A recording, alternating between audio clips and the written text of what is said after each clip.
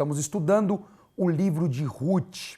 Cada aula entendendo mais deste livro que é tão importante para o ano de 2019. A palavra profética do ano de 2019 é o ano apostólico de Ruth. Na última aula, falamos sobre a preparação de Ruth, um posicionamento para que ela pudesse alcançar o favor de Boaz, que tem um grande potencial, tinha naquele momento um grande potencial de ser o resgatador de toda a sua família. Mas descobriu que havia um parente mais próximo do que Boaz para resgatar a família de Noemi. Então Boaz revelou isso, mas fez uma aliança com ela, que com todo esforço iria lutar por esse resgate. E é o tema de hoje. Vamos falar sobre o resgate de Ruth. Mas para entender esta história, que é o desfecho do livro de Ruth, nós precisamos entender a lei do resgatador. E para entender a lei do resgatador, temos que entender duas leis de Israel.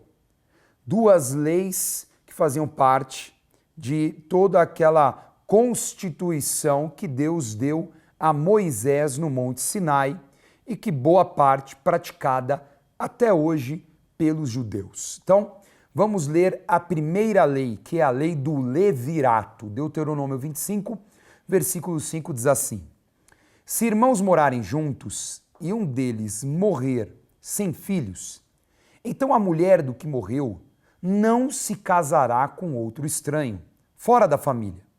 Seu cunhado a tomará e a receberá por mulher, e exercerá para com ela a obrigação de cunhado. O primogênito que ela lhe der será sucessor do nome do seu irmão falecido, para que o nome deste não se apague em Israel. Então, esta lei do levirato, ela servia de preservação da sucessão de um homem morto. Então, se o cunhado não pudesse, seria o parente mais próximo. E assim, até chegar em um parente que tinha a condição de se casar com a viúva, de assumir a responsabilidade sobre a terra da herança deste falecido. Então, toda aquela propriedade era comprada por esse resgatador e assim se mantinha o nome do falecido. Então, olha que lei interessante, como é importante para a cultura de Israel a preservação do nome. Uma pessoa que já tinha um nome se casava com a viúva para preservar o nome do morto. E assim esta família seria preservada para sempre na história de Israel. Como já ensinei vocês, aqui está a demonstração do quanto Deus ama a família, que a família é uma instituição santa, sagrada para Deus e que nós precisamos ter esta consciência. A família é sagrada e o quanto nós lutamos pela família, pela preservação dos pais, pela preservação dos filhos, dos irmãos. Por isso, lute pela tua família, trabalhe pela preservação dela e dos valores de Deus. Você entendeu agora a primeira lei, que é a lei do levirato. Era uma obrigação de que um familiar próximo, a começar pelo cunhado, pelo próprio irmão do morto, casasse com a esposa do irmão falecido para a preservação da sua família. Agora entenda a segunda lei, que é a lei do jubileu. Vamos ler Levítico 25, versículo 13. Neste ano do jubileu, tornareis cada um à sua possessão. Também a terra, no versículo 23, diz que não se venderá em perpetuidade, porque a terra é minha. Olha o que Deus fala. Vós sois para mim estrangeiros e peregrinos. Então Deus está dizendo, a terra não é de Israel, a terra primeiro é de Deus, que concedeu a Israel por ser o seu povo escolhido. Portanto, em toda a terra da vossa possessão, dareis resgate à terra. Se teu irmão empobrecer e vender alguma parte das suas possessões, então virá o seu resgatador, seu parente, e resgatará o que seu irmão vendeu. Na lei do jubileu, nós vemos a proteção da propriedade da família. A ideia é que desde a conquista de Canaã, aquele pedaço de terra ficasse para sempre ligado àquela família. Então, o que acontecia? Se aquela família empobrecesse, ela acabava perdendo numa dívida ou até vendendo para uma outra família, e esta família que comprou usufruía da terra, prosperava com aquela terra e tinha o seu lucro em cima da terra. Mas aquela terra não poderia ser para sempre do comprador. Voltaria no ano de jubileu para o vendedor, para o verdadeiro proprietário da terra, porque aquela terra era de Deus em primeiro lugar. E Deus estava dando ao povo escolhido e às famílias conforme a divisão. A intenção do ano de jubileu era preservar da melhor forma possível a igualdade social. Era uma das leis para erradicar a desigualdade social, ou seja, acabar por um homem poderoso ter o domínio sobre todas as terras e todas essas famílias serem sempre dependentes desta família que detinha a riqueza e o poder. Então, quando isso acontecia?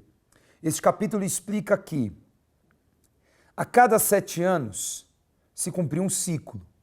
6 anos de semeadura e colheita, e o 7º ano era o ano de descanso da terra. Outra estratégia incrível e cientificamente comprovada de preservação da qualidade da terra, para a terra se recuperar, porque de repente os frutos já não conseguiam absorver todos os sais originais da terra, porque a terra acabava empobrecida, porque as plantações, vamos dizer assim, drenavam todos os seus minerais. Então havia o ano do descanso, como um ano sabático. Isso acontecia por 7 vezes. 7 vezes 7 ciclos. Então chegamos ao número de 49 anos. Quando chegava no ano 50, depois dos 49, o ano 50º era o ano do jubileu, o ano que todas as terras voltavam para as suas famílias originais. Então, aquele que comprou perdia a terra, mas não tinha o que reclamar, porque em 50 anos produziu bastante riqueza com a terra alheia. E assim também dava oportunidade para a família que perdeu a terra voltar à sua terra e produzir as suas próprias riquezas. E é assim que Deus quer, que com trabalho todos possam produzir as suas riquezas. Então aquela terra tinha sido perdida.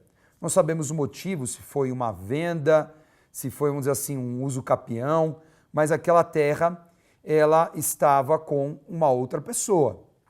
E a família de Noemi, né, o marido morto, Elimeleque, detinha o poder sobre aquela terra.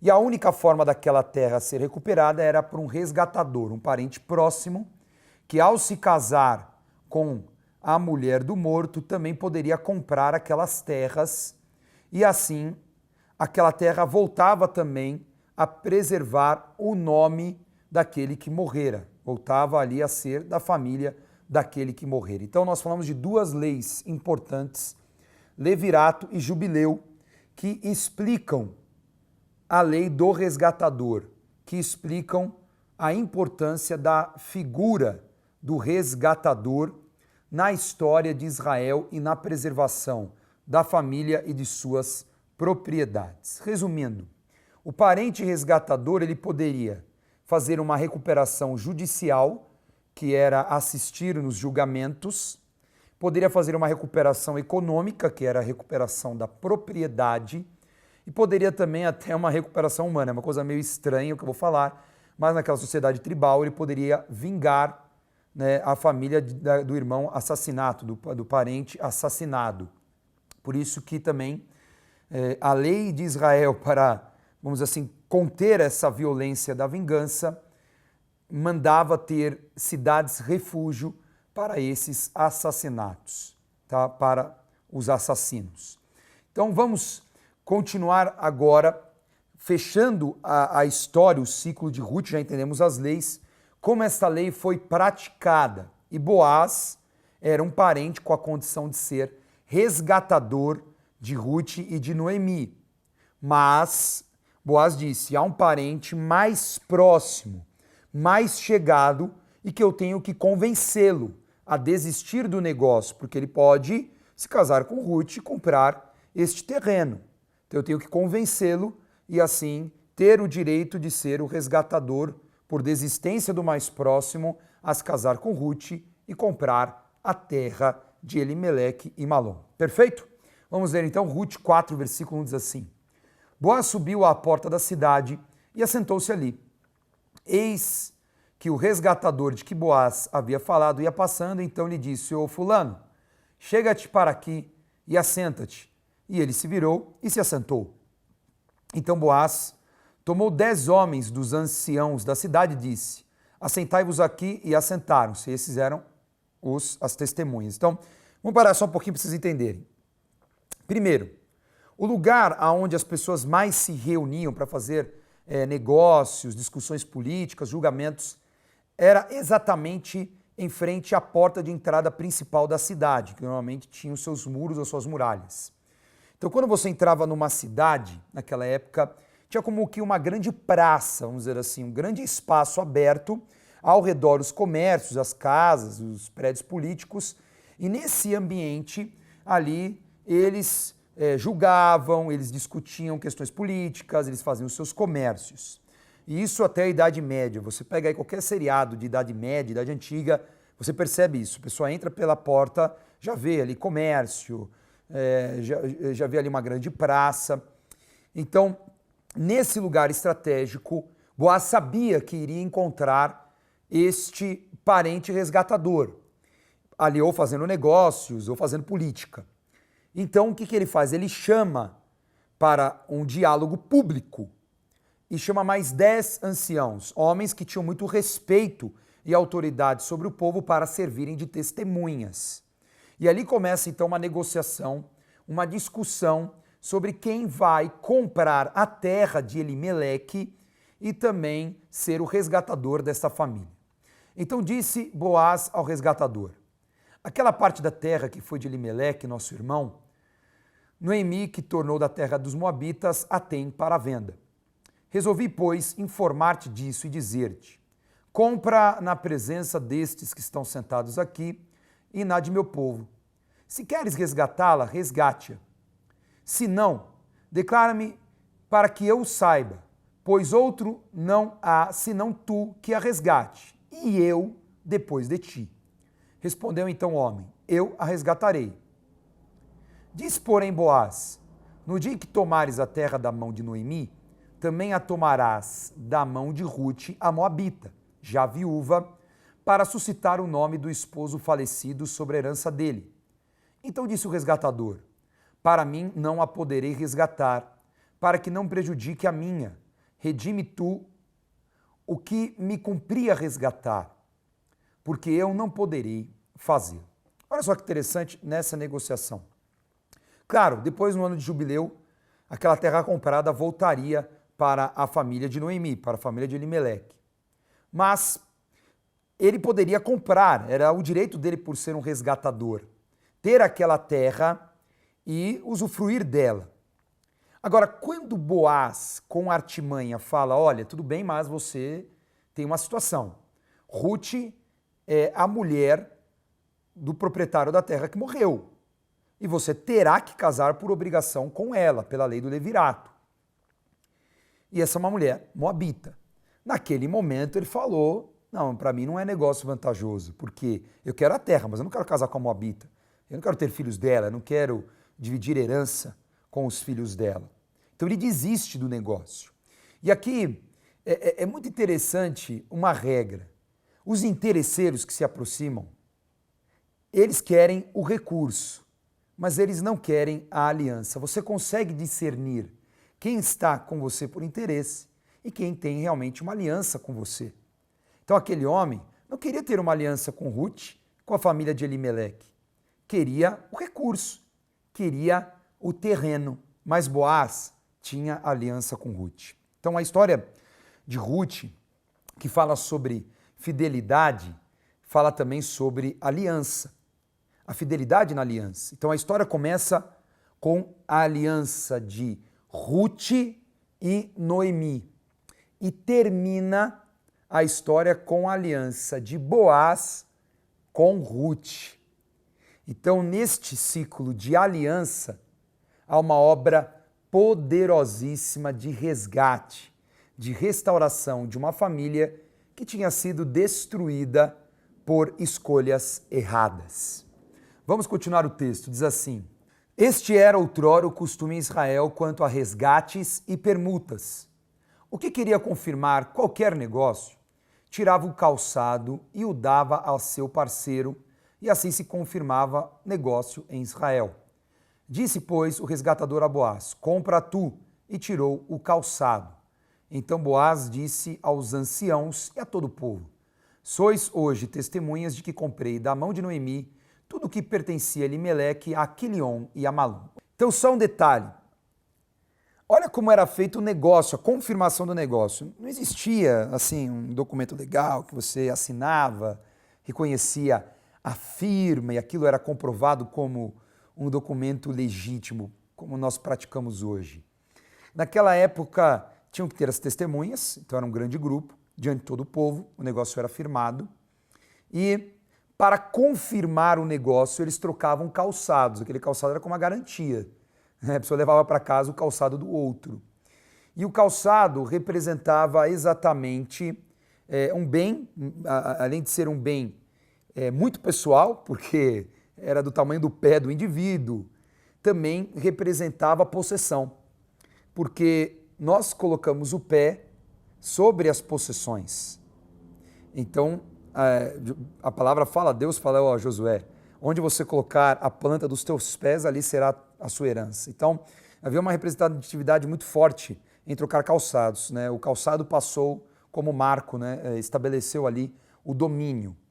Então, trocar os calçados significa que ali o domínio em questão estava sendo passado para o outro. Muito interessante esta figura, e ali todos confirmaram o negócio. O texto continua também dizendo: Também tomo por mulher Ruth, a moabita, que foi esposa de Malom, para suscitar o nome deste sobre a sua herança, para que este nome não seja exterminado dentre seus irmãos e da porta da sua cidade. Disto sois hoje testemunhas, todo o povo que estava na porta. E os anciãos disseram: Somos testemunhas, o Senhor faça a esta mulher que entre na tua casa como a Raquel e como a Lia, que ambas edificaram a casa de Israel, e tu, Boaz, ate valorosamente em Efrata e faze-te nome afamado em Belém. Seja a tua casa como a casa de Pérez, que Tamar teve de Judá, pela prole que o Senhor te der desta jovem. Então, eles abençoaram Boaz pela atitude, pela generosidade, pela hombridade em resgatar aquela família que seria exterminada. E colocam sobre ele profecias de bênçãos, mas também falam sobre a graça. Quando nós falamos de graça, a gente acha que é uma coisa exclusiva da nova aliança em Jesus Cristo, mas a graça também se manifestara, não em plenitude, mas em alguns momentos no Antigo Testamento. Eu vou dar uma aula exclusiva sobre a graça no livro de Ruth, mas aqui já está uma dica. Fala sobre a história de Judá e Tamar.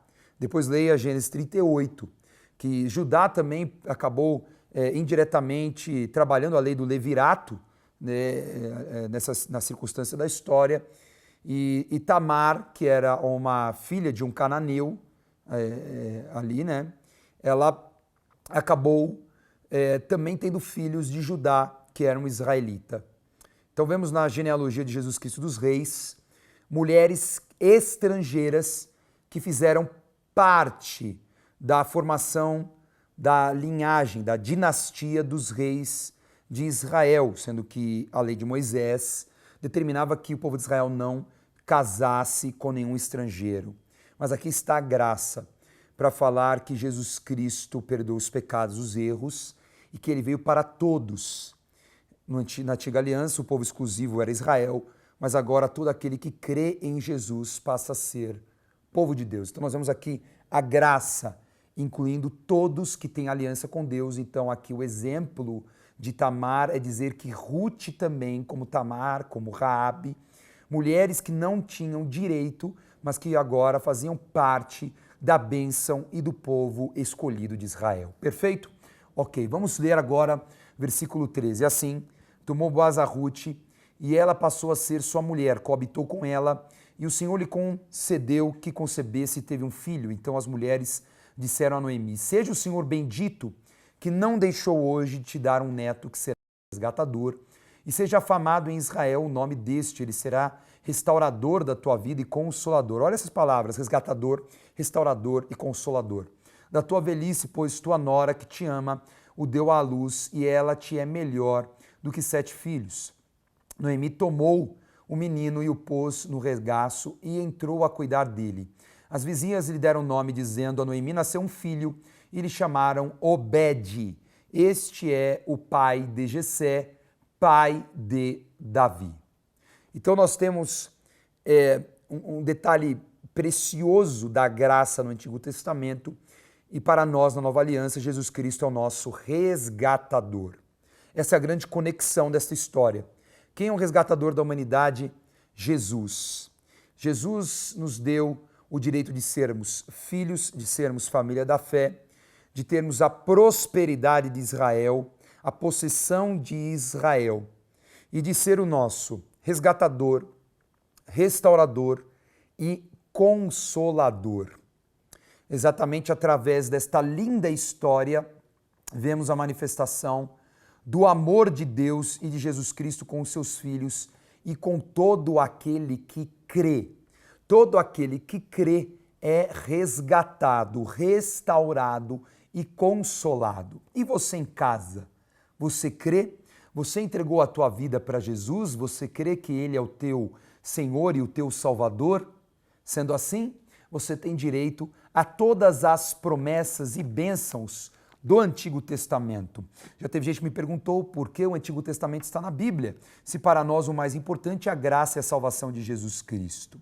E está por vários motivos, para explicar o plano de redenção da humanidade, a origem do próprio Cristo, mas também para determinar sobre nós todas as bênçãos da antiga aliança e também algumas leis que não caíram, praticamos. Por quê? Porque Jesus Cristo nos deu direito a todas elas. Lembrando que Jesus não veio revogar a lei, mas veio cumpri-la. Nós continuamos a praticar muitas coisas, como não matar, por exemplo, não furtar, não roubar, adorar a Deus acima de todas as coisas, as nossas ofertas, os nossos dízimos, muitas coisas praticamos porque no Novo Testamento estão confirmados. O dízimo está confirmado, a oferta está confirmada, amar a seu próximo como a si mesmo, amar a Deus acima de todas as coisas não mudam. Essas leis não mudam, tá? Umas coisas caíram em desuso porque eram exclusivas para a geração tribal. Algumas coisas que o próprio Cristo deixou em desuso porque são gerações completamente diferentes. Por isso que a Bíblia não é um livro tão simples assim de ser entendido.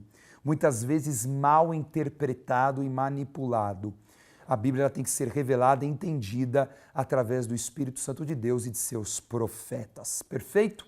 Então o nosso resgatador se chama Jesus Cristo. Entregue a tua vida a Ele, Ele vai te restaurar e Ele vai te consolar. E assim, Ruth fez parte da genealogia do nosso Salvador. Próximo tema, falarei sobre a prosperidade de Ruth.